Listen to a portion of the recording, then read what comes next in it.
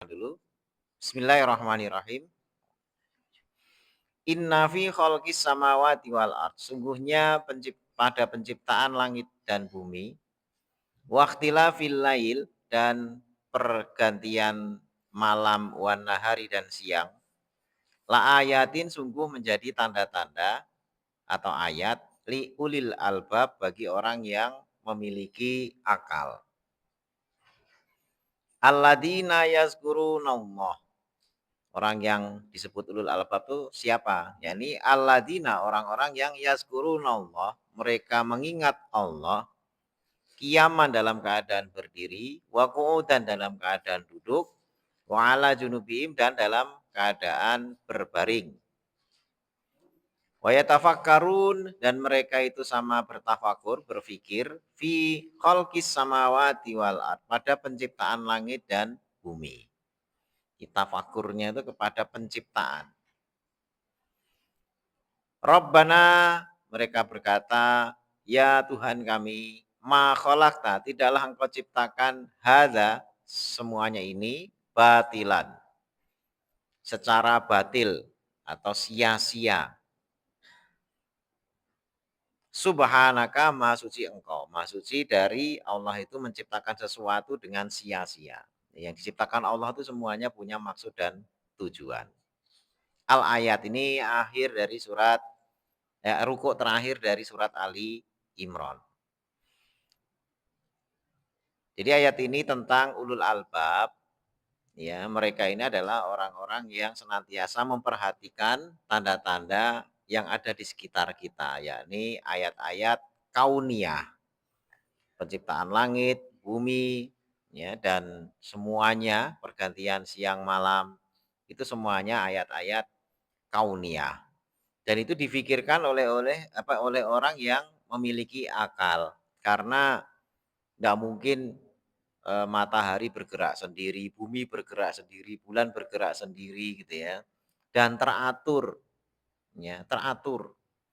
Coba kita yang manusia gitu ya, naik motor, kecepatannya konsisten di 50 kilometer per jam, bisa nggak? Konsisten gitu ya.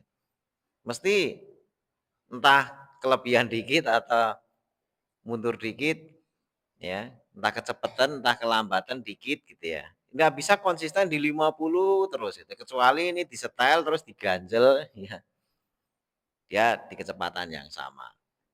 Artinya apa? Bumi kita ini juga berputar, kecepatannya stabil.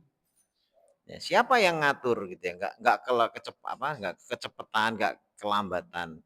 Coba kalau kecepatan, sehari semalam cuma 20 jam, yang biasa begadang bingung gitu ya. Ini tadi perasaan jam sekian kok udah siang lagi gitu ya. Ya karena sehari cuma 20 jam gara-gara perputaran rotasi buminya kecepatan. Tapi ternyata kita enggak. Ya, atau kelambatan. Yang suka molor seneng. Ya tidur tuh wah masih malam, ini masih malam gitu ya. Karena berputarnya lambat gitu ya. Di daerah Kanada itu kemarin berapa hari yang lalu, hampir ya sekitar seminggu yang lalu, mataharinya terbenam, nanti baru terbit lagi itu di tanggal 26 Januari 2026. Ya, jadi malamnya panjang gitu ya. Karena dia posisinya itu sudah dekat kutub. Ya, jadi udah, ini kan bumi bulat gitu ya. Posisinya itu udah di sini. Ini matahari kan dia berputarnya begini, ya.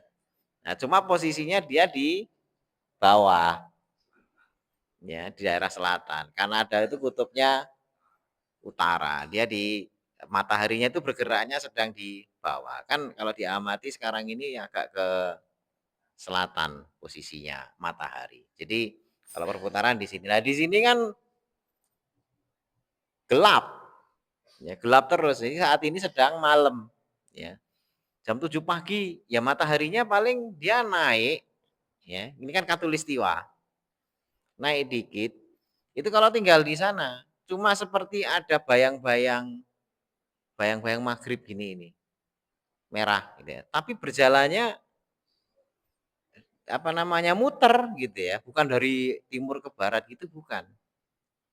Jadi di pinggir ufuk, oh merahnya di sono, gerak gitu kan. Nah itu apa namanya, selama berbulan-bulan, jadi malam terus. Lah terus sholatnya gimana? Jadi ulama ini ulama fikih ya, ulama fikih ya. Karena kita ini kan sebenarnya pedoman sholat, ya, pedoman sholat itu adalah melihat matahari. Problemnya adalah kalau di daerah yang mataharinya 2 bulan nggak kelihatan tuh gimana? Apa terus nggak sholat? Enak banget. Gitu yang malesan sholat itu langsung ke Kanada aja gitu kan. Sholat duhur matahari di ubun-ubun tergelincir gitu ya, ya nggak bakalan terjadi. Ya, nunggu kapan matahari tergelincir ya nggak akan tergelincir-gelincir gitu ya. Ya, jadi yang kayak gitu-gitu kalau orang-orang berakal, ulil albab, memperhatikan bertakjub dunia ada gini. Lantas fikihnya gimana? Ya fikihnya makanya beruntung kita punya nabi tinggal di Katulistiwa gitu ya. Jadi yang dia bisa melihat matahari, oh ini patokannya ini, sehingga akhirnya bisa dijamkan. Ya, apa bisa dijamkan. Dijamkan itu kalau kita tinggal di Indonesia, oh keterangan hadisnya waktu kita belajar Bulughul Maram, yang namanya zuhur itu sejak matahari tergelincir dari tengah, tengah itu nggak ada matahari, itu nggak boleh sholat. Begitu tergelincir ada bayangan, itulah zuhur. Nah sampai kapan? Sampai apa namanya bayangan tubuh kita yaitu sama panjangnya. Sehingga apa? Dari situ ulama ilmu falak ngukur sudut. Ya di Katulistiwa, lo matahari pas tengah. Di jam-jam tanggal-tanggal tertentu, pas tengah itu pas kapan? Nah, itu yang diukur adalah matahari ketika pas benar-benar tidak memunculkan bayangan. Jadi kita tegak lurus gitu ya. Itu sudutnya istilahnya nol. Nah, begitu tergelincir berarti adalah menit ketika ya geser menjadi 1 derajat. Nah itu jam berapa? Dari Januari sampai Desember matahari lengser dari puncak tengahnya itu jam berapa? Disitulah dihisap.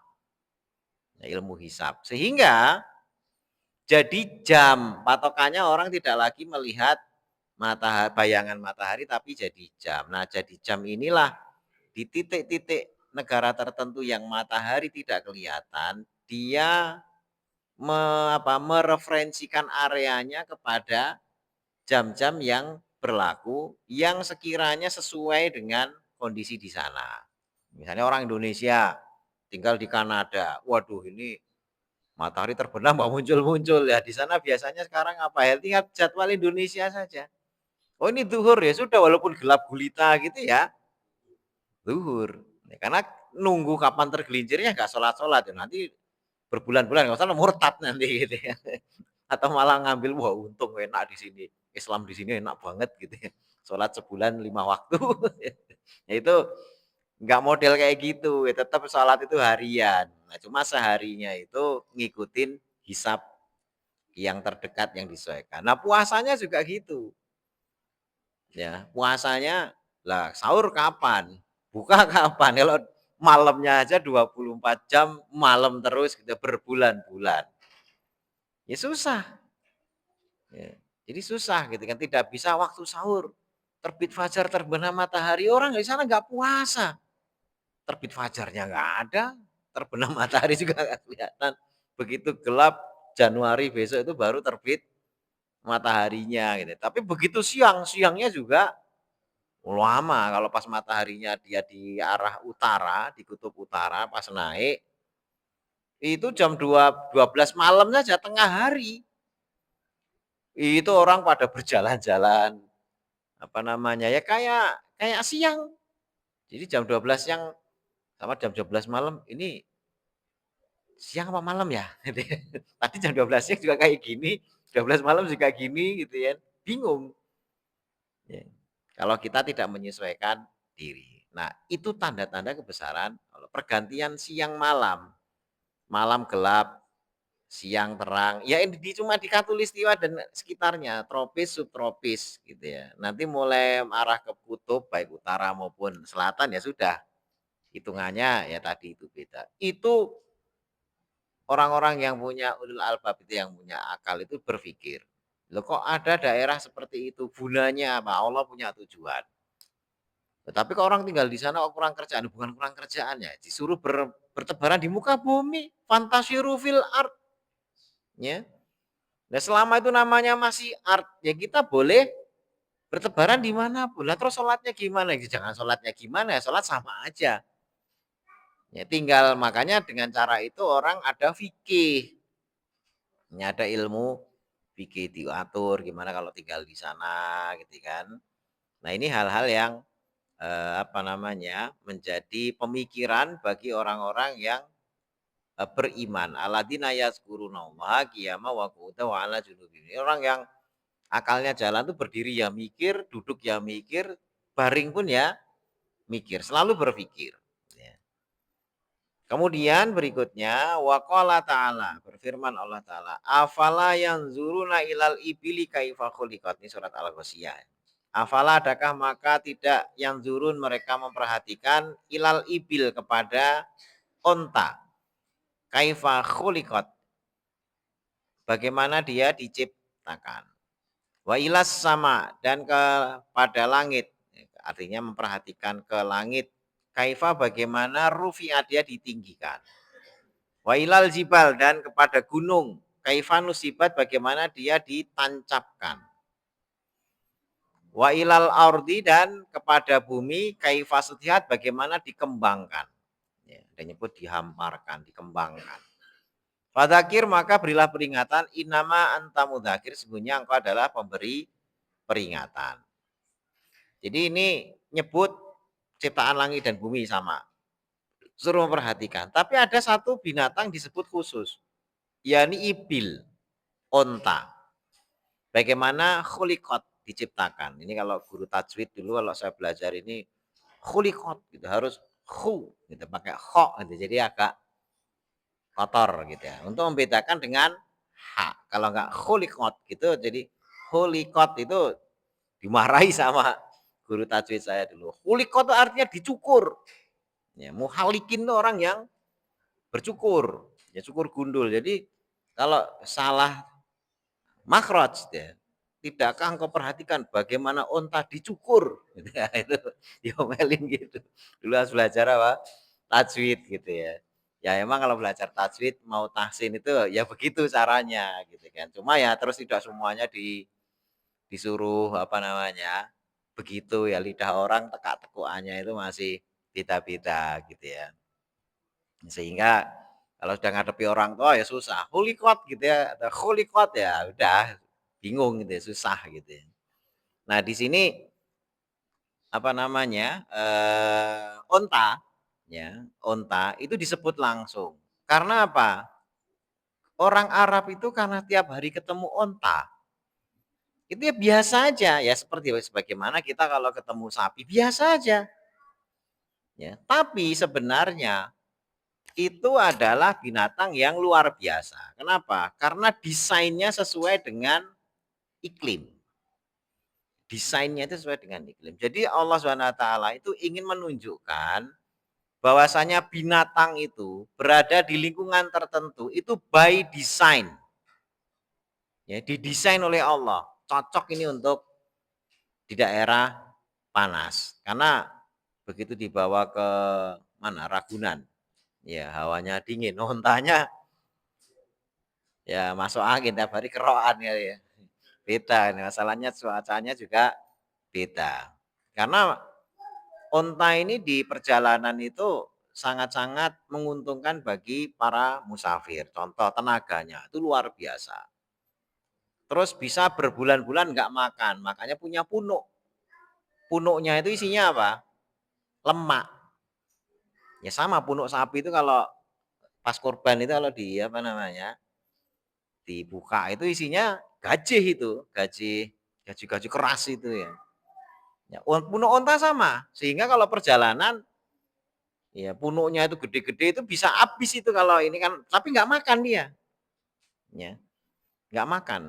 Tapi energinya dari lemak. Nah, orang itu juga bisa begitu. Jadi kalau mau pengen kurus, ya puasa atau tidak makan karbohidrat itu langsung kurus karena lemaknya nanti akan dipakai, gitu kan. Nah, itu konsep ya, konsep desain. Sesuatu yang by design itu berarti ada desainernya. Nggak mungkin kok by design nggak ada desainer. Artinya suruh perhatikan onta, oh berarti ada yang nyipta ini, nggak mungkin tiba-tiba begitu. Terus kantong airnya itu muat berliter-liter air. Sehingga kalau minum sekali nyucup bisa lama. Makanya ada adab minum bagi orang beriman itu kalau minum bertahap. Jadi bismillah, alhamdulillah, bismillah, alhamdulillah. Jangan langsung gluk gluk gluk gluk gluk gluk gluk gluk habis gitu ya. Nabi itu mengibaratkan orang yang sekali minum habis itu seperti minumnya onta. Sehingga beliau menasihatkan jangan minum seperti onta. Maksudnya apa? Sekali nyucup itu sampai habis. Ya, jadi kalau segelas begini, glek, alhamdulillah. Jadi bertahap. Lah setelah tahap satu 2 itu yang ketiga mau gluk gluk gluk sampai habis silahkan. Tapi ada tahapan tidak sekali nyucup. Gitu ya, itu adabnya. Tapi buat musafir, onta ini aset besar. Kalau tiba-tiba berhari-hari kehabisan bekal, dia bisa menyembelih ontanya. Pertama yang diambil adalah kantong airnya. Ya, yang kedua daging sama gajinya. Nah, itu kalau terpaksa harus disembelih di perjalanan. Makanya unta itu binatang mahal, ya, mahal. Karena desainnya sudah seperti itu. Tenaganya juga luar biasa, sehingga di dalam Al-Quran disebut secara khusus untuk diperhatikan. Jadi memperhatikan makhluk Allah, ya keagungan makhluk Allah dengan segala desainnya agar orang itu ingat kepada yang mendesain. Ya, jangan terus kemudian wah ini onta bagus punya ini terus nyembah onta lah ini malah keblinger gitu ya. Ada nabi bagus luar biasa bisa menghidupkan orang mati malah yang dia dianggap sebagai Tuhan. Itu cuma makhluk Allah diciptakan oleh Allah. Kita harus menuhankan yang menciptakan. Gitu kan, bukan yang diciptakan. Makanya sesuai babnya tafakur kepada kebesaran makhluk Allah agar ingat bahwasanya yang menciptakan itu maha besar. Berikutnya waqala ta'ala. Afalam yasiru fil ardi fayanzuru. Ini surat Muhammad ayat 10. Afalam adakah maka tidak atau tidakkah yasiru mereka itu berjalan fil ardi di muka bumi fayanzuru maka mereka itu memperhatikan. Artinya pelesir itu boleh ya, wisata dan sebagainya. Tapi wisatanya bukan hanya sekedar seneng-seneng ya, eh, menghibur mata, tapi yang paling penting itu menghibur hati. Ya, pemandangan yang indah itu langsung, wah ini Allah begini. Lihat pantai, ingatnya Allah. Ya, ingat apapun ingatnya Allah. Ingat pada yang menciptakan fayan zuru. Kemudian wal ayatu fil bab kasirah. Ayat-ayat di bab ini banyak. Wa minal ahadis al haditsus sabiq. Dan adapun hadis ini adalah hadis yang telah pernah telah lewat. Ya, sabik telah lewat. Ya ini hadis tentang al-kayisu mandana nafsahu. Ini hadis yang sebelumnya kita sudah pernah bahas tentang al-kayisu, orang yang cerdas itu kayak apa, yang dia beramal untuk matinya, sementara kalau orang bodoh itu orang yang nggak beramal apa-apa tapi pengennya panen. Nah itu pernah diterangkan di hadis sebelumnya. Sekarang bab baru, babul mubadarah, ya, bab berlomba-lomba atau bersegera ilal khairat kepada kebaikan. Wahasimin, wah ini tulisannya pakai tulisan ini ya, khot kaligrafi gitu ya. Dan hasungan ya, man kepada orang yang tawajahal khair ya, orang yang tawajuh kepada kebaikan, orang yang melakukan kebaikan, hasungan kepada orang yang melakukan kebaikan alal ikbali alaihi bil had bil jad ya. Atas menghadap kepadanya, artinya melakukan kebaikan itu biljad dengan sungguh-sungguh, manjada wajada, ya, barang siapa. Nah, jadi bab menerangkan tentang bersegera kepada kebaikan dan hasungan kepada orang yang melakukan kebaikan tersebut alal iqbali alaihi biljad, agar menghadapi kebaikan itu dengan sungguh-sungguh, min ghairi tarot taroddat, dari selain ragu-ragu. Jadi harus sungguh-sungguh, jangan ragu-ragu, maju mundur. Taroddat itu maju maju mundur. Jadi harus maju terus, pantang mundur gitu ya. Itu orang yang melakukan kebaikan. Qala Allah Ta'ala, berfirman Allah Ta'ala, fastabikul khairat, maka berlomba-lombalah kalian dalam kebaikan. Ini surah Al-Baqarah ayat 148. Terkait dengan berlomba kebaikan di sini, ya, itu adalah terkait dengan ahli kitab.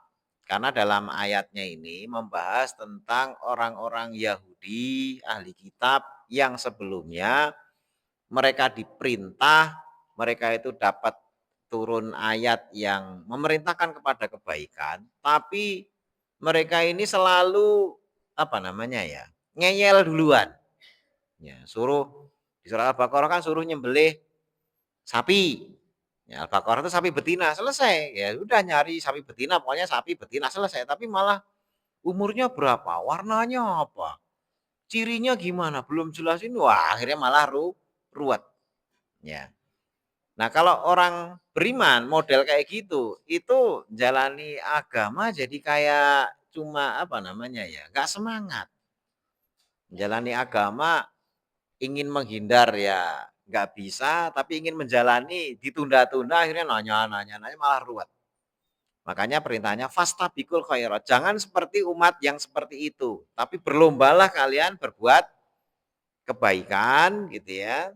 Bersegera di dalam berbuat kebaikan, jangan seperti umat terdahulu, yakni kalangan orang-orang ahli kitab yang senantiasa menunda berbuat kebaikan. Wa qala ta'ala,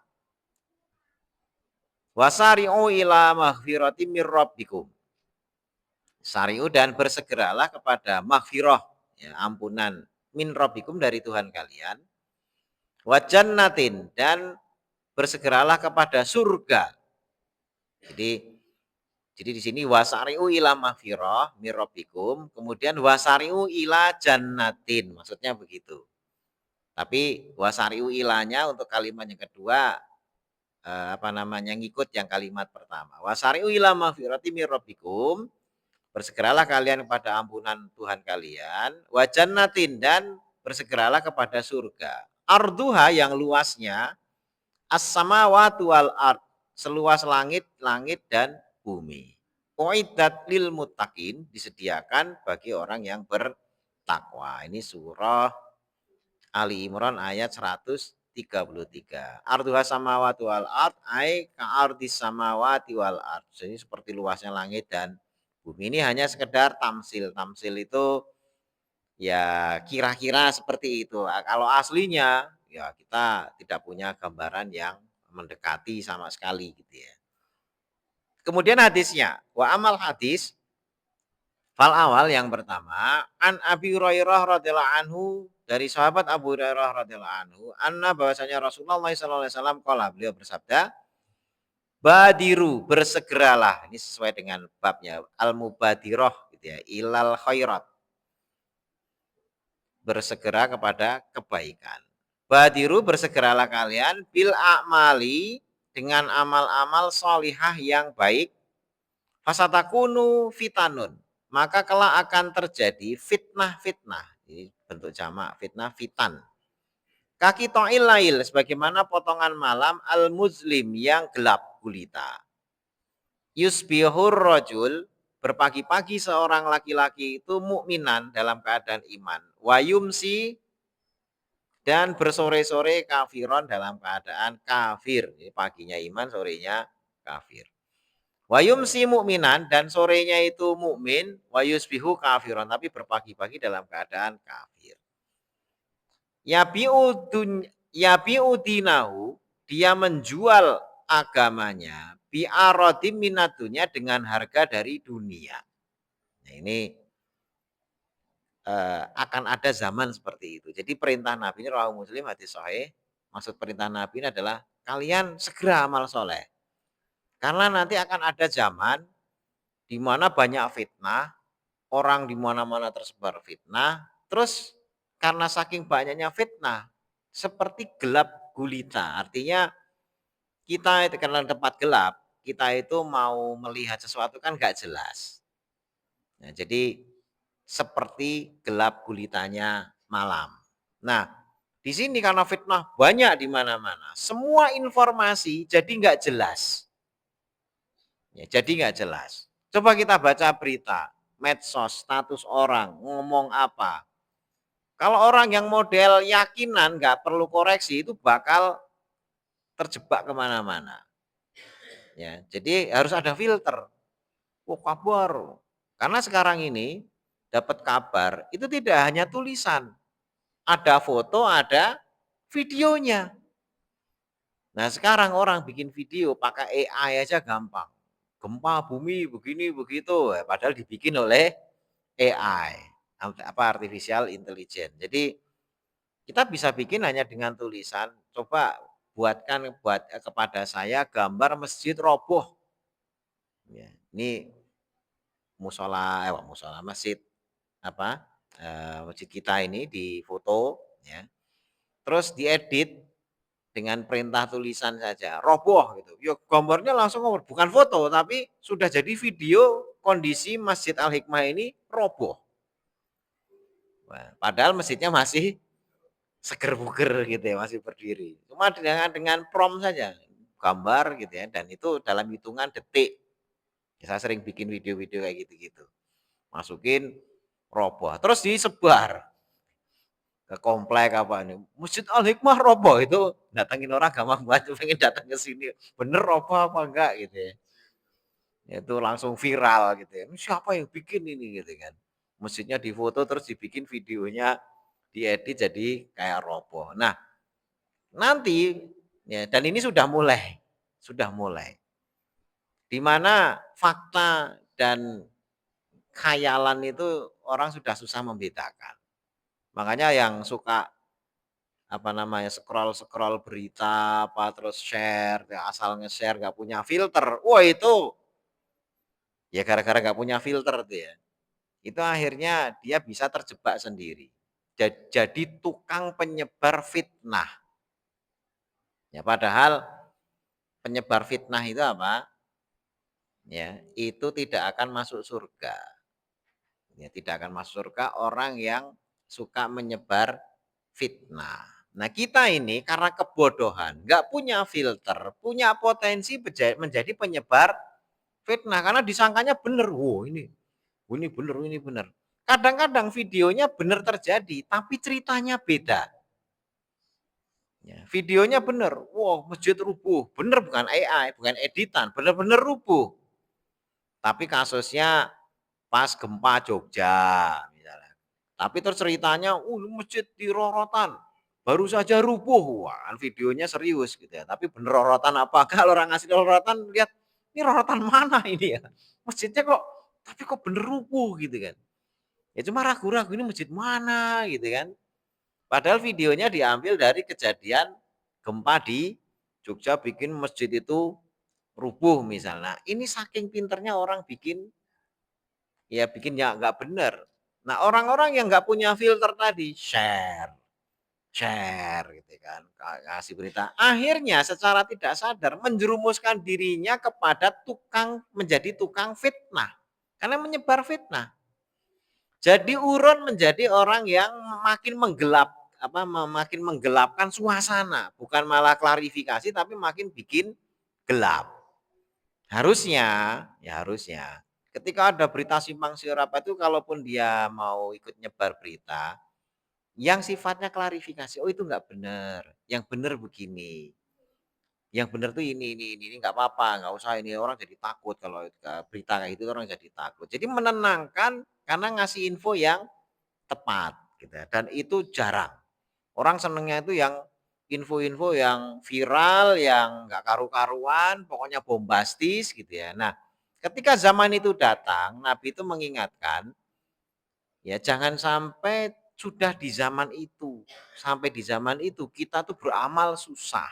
Makanya beramalah, segeralah beramal kalian sebelum datangnya zaman itu. Saat ini sudah mulai dekat, bahkan sudah terjadi di mana orang saat ini beramal itu susah. Ya. Mau infak, mau apa, dapat info begini begitu orang jadi nggak jadi infak apa kayak gitu-gitu. Nah itu hal-hal yang timbul gara-gara orang menyebarkan info-info yang tidak benar. Nah ini hadisnya panjang sebenarnya, hadisnya panjang. Di mana saking banyaknya fitnah itu orang pagi beriman, sore kafir, ada orang yang sorenya beriman, paginya kafir. Karena orang sudah bisa bikin misalnya, oh ini patung di museum ini gerak tiba-tiba berjalan lah. Bikin patung bergerak itu gampang juga pakai video AI itu. Jadi cuma sekedar editing-editing saja. Ini ruangan gelap, ada patungnya, ini pakai CCTV. Rekaman aslinya ada, tapi rekaman aslinya itu patungnya nggak gerak. Nah, terus videonya diambil, ya cuma diedit, patungnya itu tiba-tiba bisa tolah-toleh gitu di menit keberapa, diedit bisa, terus diviralkan. Nih patung sesembahan kita sedang tolah-toleh nyari para penyembahnya untuk dikasih rezeki misalnya. Itu orang bisa murtad gara-gara itu. Wah, bener ini. Wah, patungnya wah, orang datang ke sana sajen apa dan sebagainya karena viral gara-gara lihat patungnya tolah-toleh gitu ya. Itu bisa dibikin. Kalau sudah kayak gitu orang beriman itu gampang sekali lepas imannya. Di zaman Nabi pernah ada satu riwayat. Ka'bah itu kan penuh berhala. Ya, Ka'bah itu penuh berhala. Berhalanya 300-an lebih. Nah, ketika Fathu Makkah, berhala itu semuanya dikeluarkan. Nah, terus ada yang dihancurkan. Itu di sejarah Hayatu Muhammad, kitab Hayatu Muhammadnya Husain Muhammad Haikal kalau nggak salah itu. Itu waktu penghancuran. Ada patung tuh bisa tiba-tiba tolah-toleh gitu. Ya. Tapi sahabat nyantai aja, oh, ngapain tolah-toleh? Langsung dia, Pak, dihancurin gitu aja gitu. Ngapain apa takutnya tolah-toleh, jangankan kok cuma patung gitu. Orang aja tolah-toleh saya tebas lehernya cuma patung gini gitu ya. Ya orang kadang-kadang suka lucu gitu ya. Patung tolah-toleh kok kayak ini orang tolah-toleh aja disikat bisa ngapain cuma patung gitu kan. Makanya seringkali di apa namanya? Di Al-Qur'an ada kan. Kalau nyembah patung gitu kan. Dipencloki sama lalat saja nggak bisa ngusir apalagi ngasih rezeki sama kalian. Itu orang suka aneh gitu kan. Dia dikencingi lalat atau dia apa namanya ya, dikotori sama lalat, itu aja nggak bisa ngusir lalatnya. Ya. Kenapa kalian sembah? Dimintai rezeki dan lain sebagainya. Itu suruh mikir. Makanya begitu ada patung tolah-toleh orang pada murtad gitu. Wah ini bener lah. Nabi Ibrahim dulu ngancur-ngancurin patung itu ya karena nggak bisa ngapa-ngapain gitu ya. Nggak bisa nolong dan sebagainya dihancur-hancurin dan orang dengan logika berpikir Nabi Ibrahim kan nggak bisa jawab gitu ya. Nah, jadi ini hadis panjang tentang berubah iman seorang dengan cepat gara-gara fitnahnya banyak di mana-mana orang pinter ngerangkai kebohongan dan sebagainya. Nah, di satu riwayatnya ini, narasi hadisnya ini, itu ada bunyi saat itu, ini panjang ini, saat ini, di saat zaman fitnah ini, maka orang yang berlari, orang yang berjalan itu lebih baik daripada yang berlari, yang berjalan. Orang yang duduk lebih baik daripada yang berjalan. Dan orang yang diam lebih baik daripada orang yang duduk. Jadi bertingkat.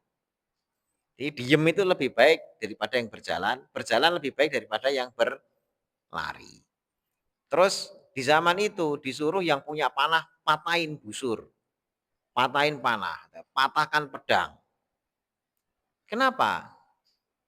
Itu adalah isyarat jangan gampang main senjata.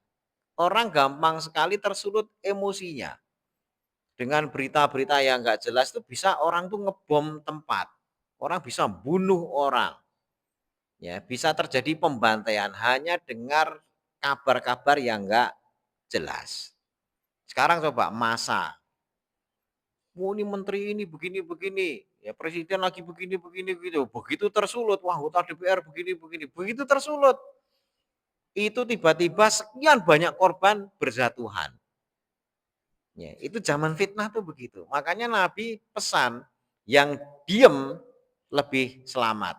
Ya, lebih baik daripada mereka yang gerak, yang berjalan. Yang berjalan lebih baik daripada yang berlari. Artinya apa? Yang segera ngambil keputusan itu biasanya lebih gampang tersesat dan terjerumus. Itu pesan Nabi begitu. Itu saking gelap gulitanya. Coba kalau kita gelap gulita, tiba-tiba mati semuanya gitu kan di ruangan. Padahal ruangan itu ada tiang rumah, ada meja, ada lemari. Coba pecicilan di situ. Kalau enggak geludak-geluduk benjol semuanya. Ya. Makanya kalau dalam keadaan gelap gulita, yang diem selamat. Diam, ya nunggu terang aja. Ya kalau jelas terang diraba-raba, oh ini enggak apa-apa, jalan selangkah dua. Lebih selamat. Tapi sok-sokan pede, apal saya ruangan sini, wah jalan tiba-tiba geleduk. Ya.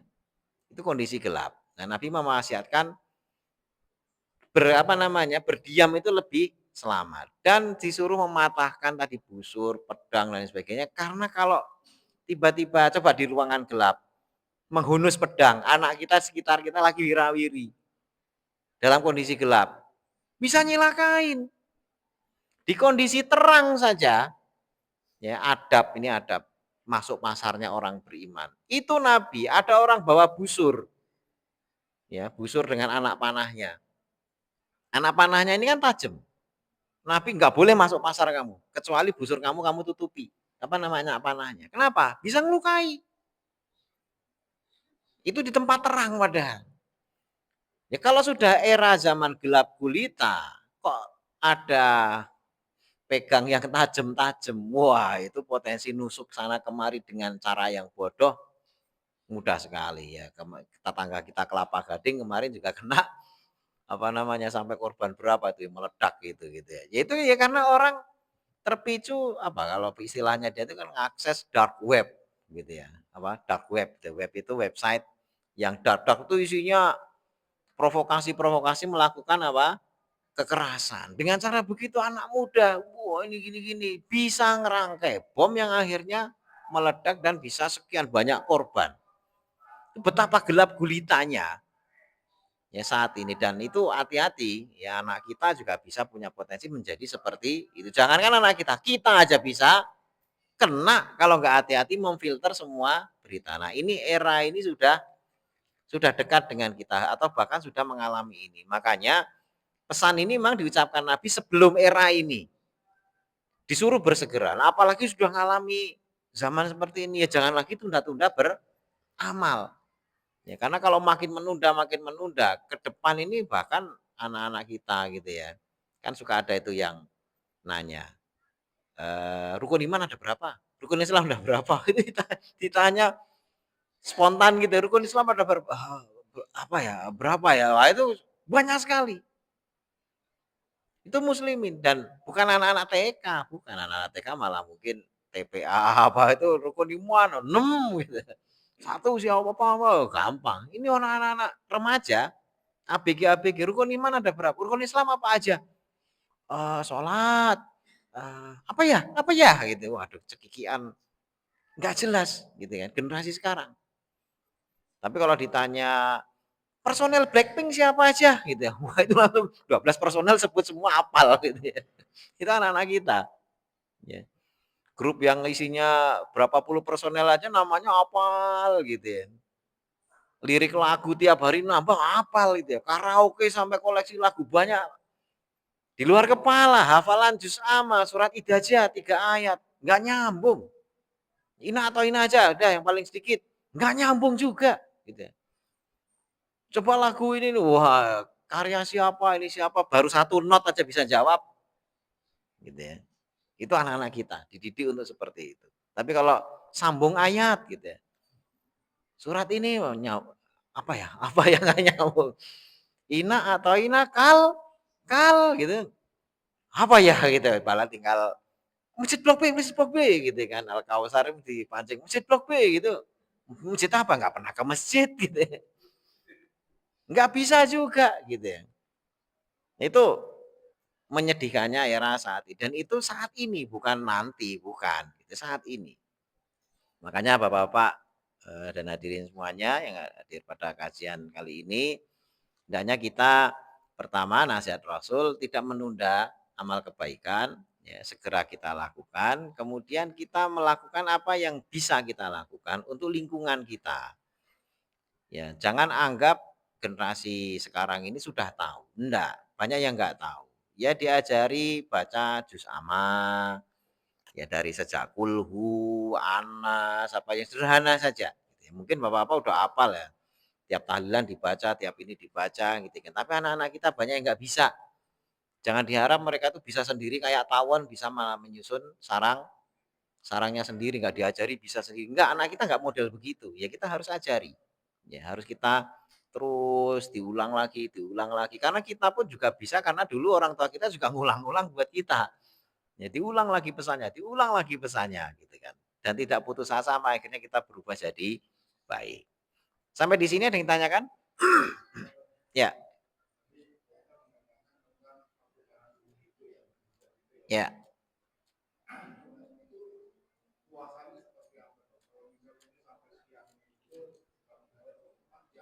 ya. Kalau daerah yang sama sekali tidak proporsional, itu sebagian ulama membolehkan mengambil referensi negaranya di mana tinggal yang proporsional. Proporsional itu siang malamnya ya kayak di Indonesia gitu kan. Tapi ada negara-negara yang siang malamnya dapat walaupun tidak terlalu proporsional. Misal seperti saudara saya di kandung gitu ya, lagi di mana? Edinburgh gitu ya. Edinburgh itu kadang-kadang ya siangnya panjang banget gitu ya. Kalau pas dapet itu ya sudah rezekinya. Puasa itu dari jam ya pagi banget gitu ya. Sampai maghribnya itu jam 9-an malam. 9 malam itu baru matahari terbenam itu 9 malam.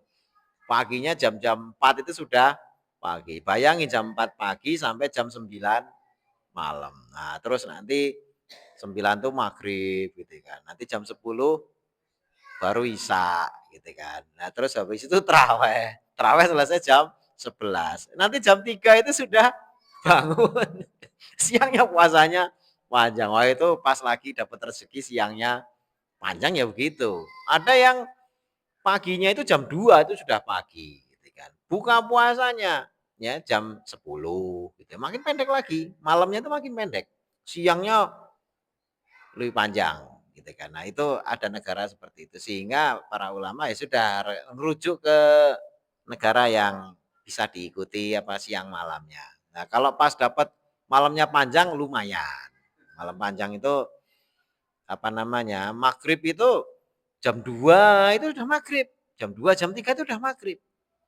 Nah, nanti sahurnya itu jam 8 jam 9 pagi. Ya, 8 9 pagi itu sahur. Nanti jam 3 sore maghrib. Wah, itu cucu itu enak itu orang Jawa. Wah, puasa di sana enak gitu kan. Pas jam itu aja pindah ke sono gitu ya. Makannya panjang, tidurnya juga lama gitu ya. Itu kondisinya seperti itu. Makanya kalau yang susah-susah yang nggak proporsional biasanya merujuk kepada negara yang bisa diikuti siang malamnya. Ada lagi yang lain? Ya, kalau nggak ada, saya kira sampai di sini untuk pembahasan hadisnya. Mudah-mudahan Allah SWT istiqomahkan kita, jadikan kita menjadi hamba yang mudah bersegera kepada kebaikan, tidak menunda-nunda, tidak mempersulit dengan penundaan, sehingga kehilangan momentum untuk mendapatkan pahala yang lebih besar. Kita tutup doa kafaraah majelis. Subhanakallahumma wa bihamdika asyhadu alla ilaha illa anta astaghfiruka wa atubu ilaik. Wassalamualaikum warahmatullahi wabarakatuh.